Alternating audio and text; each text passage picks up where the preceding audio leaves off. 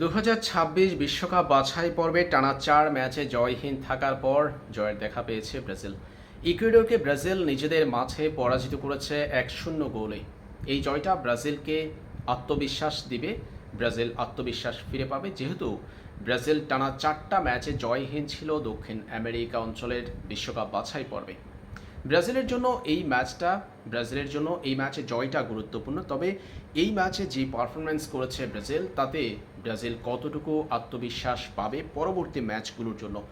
একে তো নিজেদের মাঠে খেলা, তার উপর ইকুয়েডরের বিপক্ষে লড়াই। ব্রাজিলের জয়ের ব্যবধানটা আরেকটু বড় হতে পারত, সেটা হয়নি। ব্রাজিলের একাদশের কথা যদি চিন্তা করি, সেই ক্ষেত্রে লুইস হেনরিক যে জায়গাতে খেলেছেন, সেই জায়গাতে আমরা রাফিনহাকে দেখতে পেতাম যদি রাফিনহাকে স্কোয়াডে রাখতেন ডেরিপল জুনিয়র, যিনি কদিন আগে বার্সেলোনার ম্যাচে হ্যাট্রিক করেছেন। রাফিনহা সদ্য সমাপ্ত কোপা আমেরিকা আসরে একমাত্র ব্রাজিলিয়ান হিসেবে কোপার সেরা একাদশে ছিলেন। সেই রাফিনহাকে বিশ্বকাপ বাছাই পর্বের মতো গুরুত্বপূর্ণ ম্যাচের স্কোয়াডে রাখেননি ডেরিপল জুনিয়র। ছিল না Gabriel Jesus, Gabriel Martinelli, Neymar junior তো ইনজুরির কারণে নেই, ছিলেন না আর রিচার্লিসন। এমন অনেক তারকাদের ব্রাজিলের স্কোয়াডটাই অন্তর্ভুক্ত করেননি ডেরিপল জুনিয়র। সেটার কিছুটা প্রভাব ব্রাজিলের ম্যাচে পড়েছে। যদিও এই ম্যাচ থেকে জয় পেয়েছে, 3 পয়েন্ট বের করে এনেছে ব্রাজিল, তারপরেও ব্রাজিল কোচ ডেরিপল জুনিয়র যেভাবে অভিজ্ঞদের অবহেলা করেছে কিংবা স্কোয়াডের বাহিরে রেখেছে, সেটার একটা প্রভাব হয়তো আমরা পরবর্তী ম্যাচটাও দেখতে পাবো। পরবর্তী ম্যাচ ব্রাজিল খেলবে প্যারাগুয়ের বিপক্ষেও ব্রাজিলকে পরীক্ষায় পড়তে হবে, কারণ এই ম্যাচটা নিজেদের মাটিতে খেললেও প্যারাগুয়ের বিপক্ষে ব্রাজিলের যে ম্যাচ রয়েছে, সেই ম্যাচটা প্যারাগুয়ের মাটিতে খেলতে হবে ব্রাজিলের। এই ম্যাচে ইকুয়েডরের বিপক্ষে রড্রিগো গোয়েস একটা গোল করেছে ম্যাচের 30তম মিনিটে। তার গোলটার প্রশংসা করতে হবে।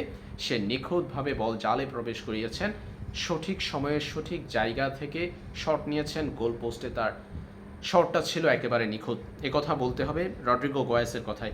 রেটিংয়ের কথাও যদি আমরা চিন্তা করি, তাহলে রড্রিগো গোয়েসের পারফরমেন্স ছিল দুর্দান্ত। আমরা ভিনিসিয়াস জুনিয়রের কাছ থেকে প্রতি আক্রমণগুলো দেখেছিলাম, সেগুলো আসলে খুব বেশি ক্ষিপ্র ছিল না। ভিনিসিয়াস জুনিয়রের কাছ থেকে আরেকটু ভালো পারফরমেন্স আশা করেছিল, কিন্তু সেই জায়গাতে ভিনি শতভাগ দিতে পারেনি। ব্রাজিলের স্কোর লাইনটা আরেকটু বড় হয়নি। ব্রাজিলের স্কোর লাইনটা এই ম্যাচে আরেকটু বড় হতে পারত, কারণ গোল ব্যবধানে ব্রাজিলের এগিয়ে থাকাটা খুবই জরুরি এই মুহূর্তে। কারণ কোপা আমেরিকার আগে, এই ম্যাচটার আগে ব্রাজিল যে 6টা ম্যাচ খেলেছিল, সেই 6টা ম্যাচ থেকে কেবল 2টা ম্যাচে জিতে ব্রাজিল একটা ম্যাচে ড্র করে 7 পয়েন্ট অর্জন করেছে। আজকের ম্যাচটাই জয়ের ফলে ব্রাজিলের 10 পয়েন্ট হয়েছে। বর্তমানে পয়েন্ট টেবিলে, দক্ষিণ আমেরিকা অঞ্চলের পয়েন্ট টেবিলে ব্রাজিলের যে অবস্থান, সেটা হলো 4 নম্বর পজিশনে। 10 পয়েন্ট নিয়ে 4 নম্বর পজিশনে আছে ব্রাজিল।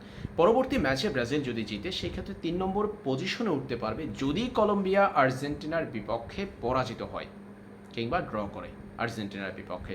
সেই ক্ষেত্রে ব্রাজিল উঠতে পারবে 3 নম্বর পজিশনে। তাই গোল ব্যবধানটা ব্রাজিলের জন্য এখন খুবই গুরুত্বপূর্ণ।